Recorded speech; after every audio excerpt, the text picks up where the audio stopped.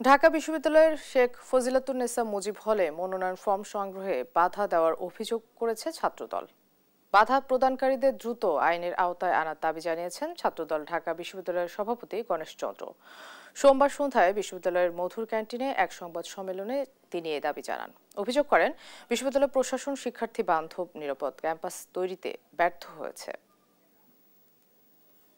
ফজিলাতুন্নেসা মুজিব হলের কয়েকজন শিক্ষার্থী নিজ হল সংসদের রিটার্নিং অফিসারের কার্যালয় হতে ফরম সংগ্রহ করতে গেলে আমাদের দীর্ঘদিনের অভিযোগ অনুযায়ী প্রশাসনের ভূমিকা পালন করা একদল শিক্ষার্থী আমাদের সকল আশঙ্কাকে বাস্তব প্রমাণ করে একটি বিশৃঙ্খল মব সৃষ্টি করে তাদের উপর হামলা করার চেষ্টা করে এবং মনোনয়ন ফর্ম সংগ্রহে বাধা সৃষ্টি করে।